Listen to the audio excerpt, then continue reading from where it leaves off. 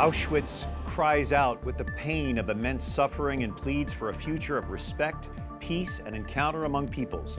A tweet from Pope Francis today on this Holocaust Remembrance Day, 70 years after the liberation of the Auschwitz Nazi death camp.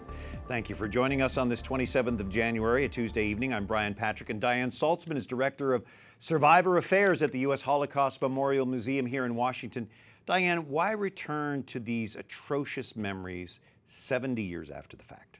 The Holocaust teaches us so much about human behavior, and it's critical that we understand how and why these events unfolded, because there's so much relevance in that understanding in our world today. There are many shocking images. Why do you think it's important, especially for young people, to see these? I actually am not so sure that it's important for them to see all of the shocking images. It's more important for them to understand the overarching history and what human beings were capable of at this particular time in history. Do you think they do understand? I think that many do. I think that we can never stop from teaching them as much as possible, because it really is unbelievable what took place, and so that we have an obligation to continue teaching this history to this generation and future generations. What a wonderful gift that actual Holocaust survivors share their stories at the museum. But that's only for a limited time, isn't it? Sadly, it's true. We are losing Holocaust survivors every day here in the United States, around the world. But at the United States Holocaust Memorial Museum, we give our visitors an opportunity to engage with Holocaust survivors nearly every day. They encounter our visitors when they come to visit the museum. We have speakers go around the country to share their experiences with audiences everywhere. Tell me what you see, a reaction to that from people visiting the museum that hear someone who was actually there and suffered. It's overwhelming and incredibly heartfelt.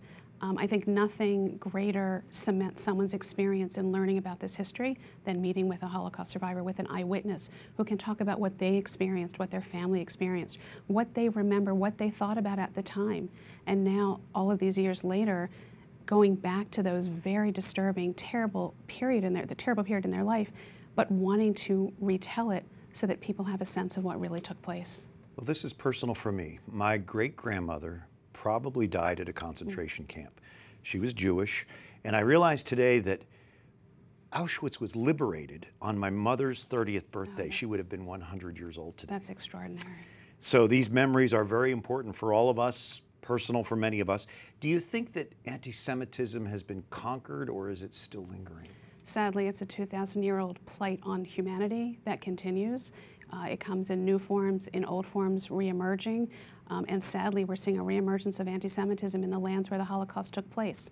It means we have to be that much more vigilant about what we see around the world, fight back against it, tell this history, retell this history, and retell this history. We can never forget, and thank you for what the Holocaust Museum is doing to keep those memories alive. Thanks for joining us. Thank you.